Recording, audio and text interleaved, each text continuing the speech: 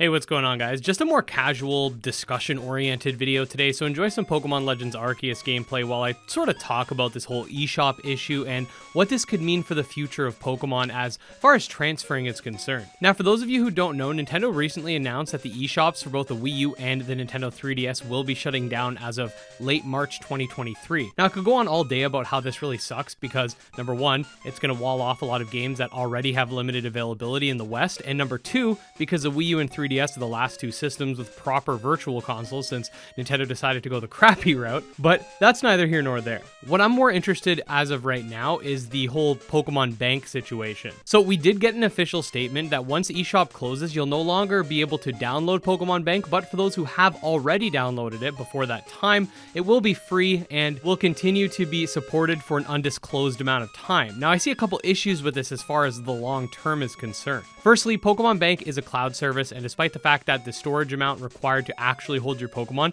is extraordinarily minuscule, and I have no doubt in my mind that the Pokemon Company could afford to keep the service running forever without even really noticing it to their profits, that doesn't necessarily mean they will, and I honestly think they will eventually shut it down. Now, I do want to say that yes, I am happy that they are going to be keeping the service for the time being, but it does have me worried because I don't feel like this is a permanent solution. I think a lot of people aren't realizing that this is going to affect more than just transferring your Pokemon from Generation 7 to 8. Speaking of which, let's talk about transferring Pokemon for a second. So Pokemon Bank was introduced when the 6th generation launched, and its main function, other than storing your Pokemon, was to transfer Generation 5 Pokemon upwards via another app that came with it called Pokemon Transporter. Now, these two apps work hand in hand, as Pokemon Transporter utilizes Pokemon Bank in order to grab your Pokemon from Generation 5 and bring them into the cloud. Furthermore, transferring Pokemon from Generation 6 to 7 also requires Pokemon Bank, and as I mentioned, from 7 to 8 requires Bank connecting with Pokemon Home. What this means is that in a world with no Pokemon Bank, Generation 3, 4, and 5 will all be stuck sort of together. You'll be able to bring your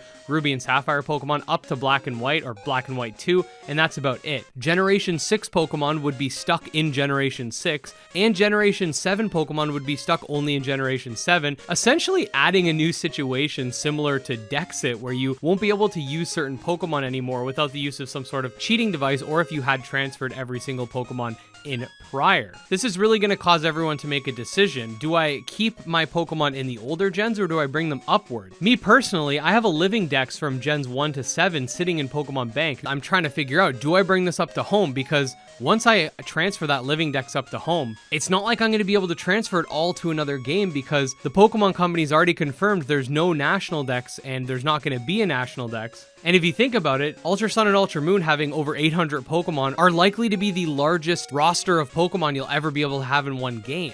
I just remembered that I forgot to mention that the Generation 1 eShop titles will be walled off from connecting to future generations as well.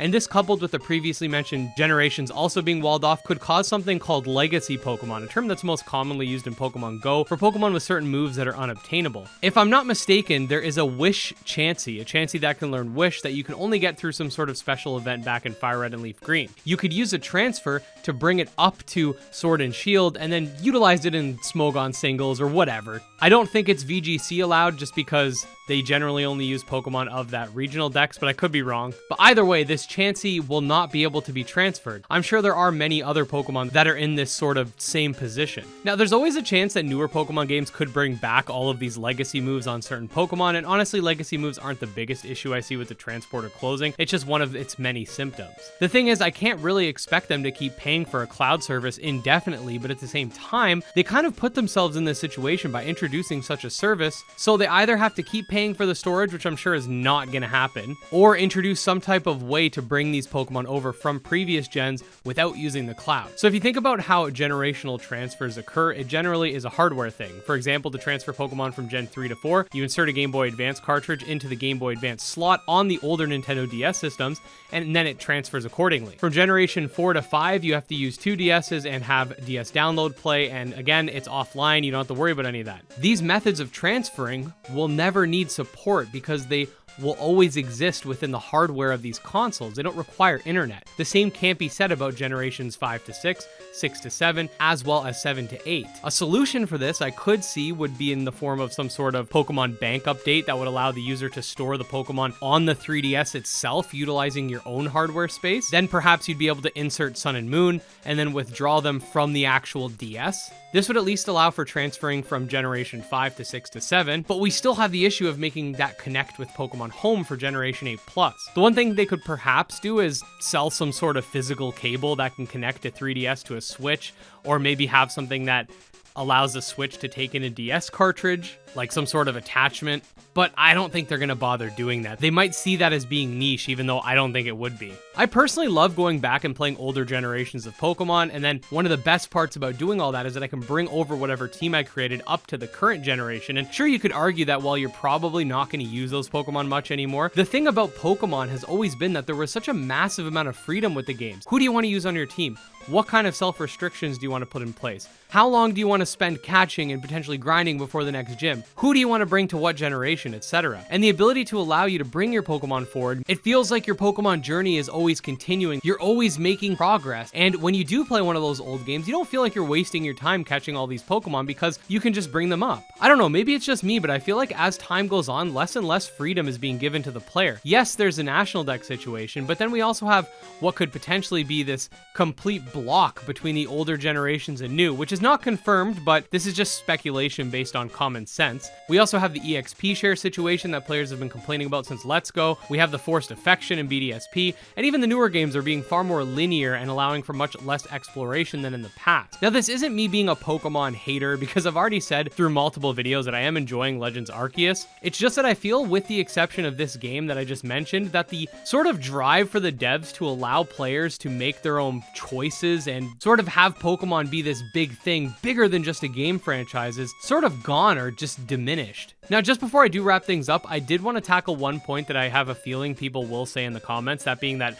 other Monster Tamer games don't include this ability to transfer your Pokemon up. And to that, I have to say, so what? Pokemon in the past has set itself to a certain standard, and the reason why people get upset when they lower this standard is because we know what they're capable of. Think about past remakes, for example. We know Pokemon could put out these amazing remakes. So when BDSP came out, it was really disappointing because we know what Pokemon is capable of.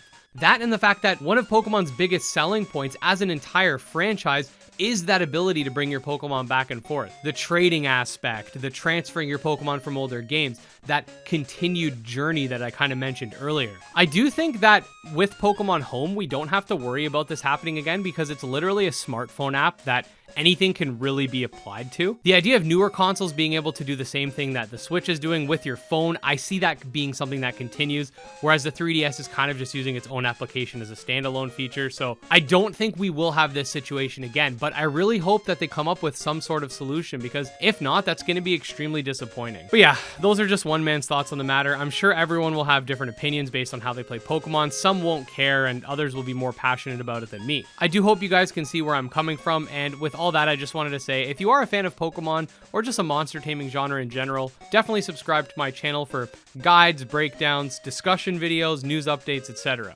You can also follow me on Twitter at GymLeaderEd. Check out my Discord and my Patreon, all links below. Special thanks to my patrons, especially Jim Hamilton, Steel Case, and Dark Persona, and with all that, we'll see you guys next time. Peace.